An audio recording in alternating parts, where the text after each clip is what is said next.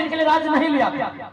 यही बात, यही पैगाम लेके आए हैं कि राज हमने स्वाभिमान के लिए लिया था, ये राज हमने स्वराज के लिए लिया था, ये राज हमने मालिकाना हक के लिए लिया।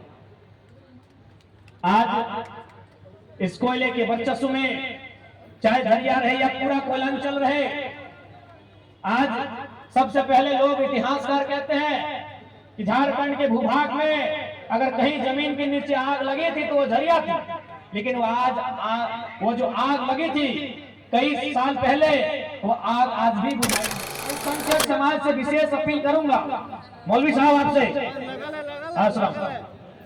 मौलवी साहब आप जैसे तमाम मौलवी साहबों से मैं विशेष अनुरोध करूंगा, बुरा मत मानिएगा, मेरी उम्र 29 साल है, अगर मेरी बात में थोड़ी सी आपत्ति हो तो माफ कीजिएगा, लेकिन मैं 2-3 क्षेत्रों में दौरा कर रहा था, वहां जो महागठबंधन के जो प्रत्याशी के समर्थक, मैं प्रत्याशी की भी बात नहीं कर रहा हूं कि मैं झूठ नहीं बोलूंगा, जो महागठबंधन के प्रत्याशी हैं उनके जो केडर और समर्थक क्या बोल रहे थे मालूम है कि अरे मुस्लिमों के मोहल्ले में क्यों जाते हो, जाएंगे था, उनका वोट तो रखा हुआ।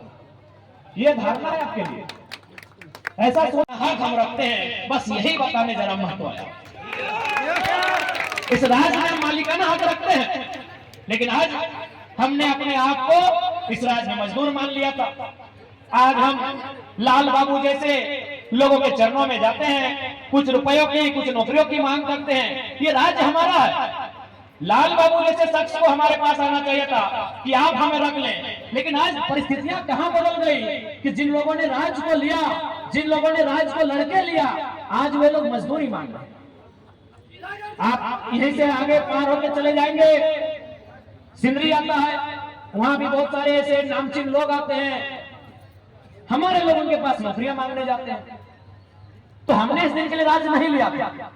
यही बात, यही पैगाम लेके आए हैं कि राज हमने स्वाभिमान के लिए लिया था, ये राज हमने स्वराज के लिए लिया था, ये राज हमने मालिकाना हक के लिए लिया। आज इस कोयले के वर्चस्व में चाहे झरिया रहे या पूरा कोयलांचल रहे, आज सबसे पहले लोग इतिहासकार कहते हैं कि झारखंड के भूभाग में अगर कहीं जमीन के नीचे आग लगी थी तो वो झरिया थी, लेकिन वो जो आग लगी थी कई साल पहले, वो आग आज भी बुझाई नहीं गई। इसलिए आज हम लोग प्रयास करेंगे कि जमीन के नीचे जो आग है उस पर हम लोग कितना सफल होंगे नहीं होंगे वो अलग विषय है, लेकिन लोगों के अंदर जो विस्थापन की आग है, लोगों के अंदर जो सिस्टम के खिलाफ आग है, उस आग को शांत करने का हम लोग पूरा प्रयास करेंगे। एक नया झारखंड बनाएंगे, एक नया सवेरा बनाएंगे। इसके लिए आप सभी से आग्रह है, इस बार के लोकसभा के, माफ कीजिएगा, विधानसभा के चुनाव में हमारे प्रत्याशी जनाब रुस्तम अंसारी जी को क्रमांक संख्या 5 में मोहर लगाकर भारी मतों से विजय बनाएंगे। इनका चुनाव चिन्ह खेती छाप है। मैं अल्पसंख्यक समाज से विशेष अपील करूंगा, मौलवी साहब आपसे,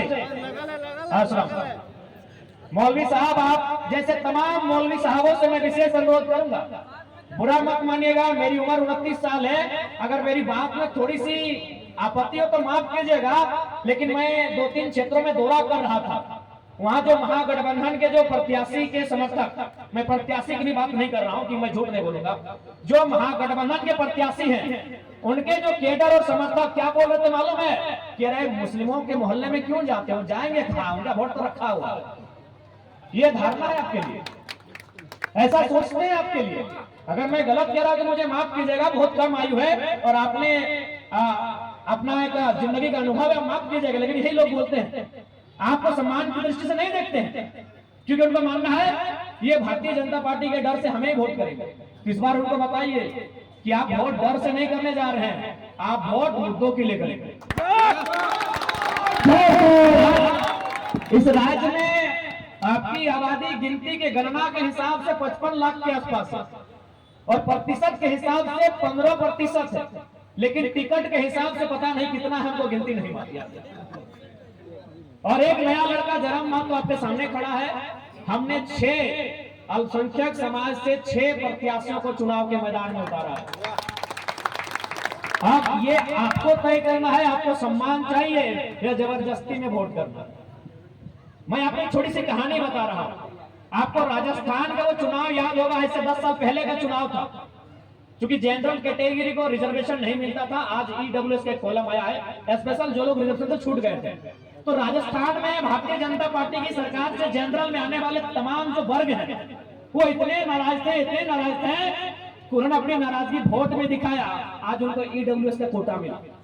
आप अपनी नाराजगी नहीं दिखा रहे हैं, आप अपने मत का गुस्सा नहीं दिखा रहे हैं, इसीलिए चचा आपको बिरयानी और पान ही मिल रहा है। सच बोल रहे हैं। राजस्थान के लोगों से सीखिए। बस उन्होंने एक बार चेंज किया बीच में, फिर बीजेपी को शायद वापस ले आई। बीजेपी है ना, फिर शायद बीजेपी को वापस ले आई राजस्थान के लोग। लेकिन उन्होंने 10 साल पहले चेंज इसलिए किया था कि हमको ईडब्ल्यूएस का कोटा, मतलब उनका अपना मानना था कि हमें कुछ मिल नहीं रहा है। लेकिन आपको कुछ नहीं मिलने के बाद भी आप उनके साथ लगे हैं, इसीलिए वो आपको बोलते जाएंगे तो कहां जाएंगे। इसलिए इस बार आपसे आग्रह है, रुस्तम अंसारी हो, चाहे बगोदर में सलीम अंसारी, चाहे आपके बगल में खड़े 1 लाख अंसारी जिनको हमने सांसद का चुनाव लड़वाया था, हमने बार-बार अल्पसंख्यक समाज से अपील भी किया कि आप गारंटी लीजिए अनुपमा मैडम चुनाव जीतेगी। उन्होंने बार-बार कहा कि आपकी आबादी लगभग 3 लाख, 3.5 लाख से ज्यादा है धनबाद लोकसभा में। आप लगभग 3 लाख के आसपास वोट करते हैं, आप वोटिंग करते हैं 3 लाख के आसपास, लेकिन आप गारंटी लीजिए कि अनुपमा मैडम सांसद जीतेंगे। अगर आप गारंटी नहीं ले पाते हैं तो कम से कम अगर 1 लाख अंसारी को 3 लाख वोट दे देते हैं तो कद बड़ा होता क्यों नहीं।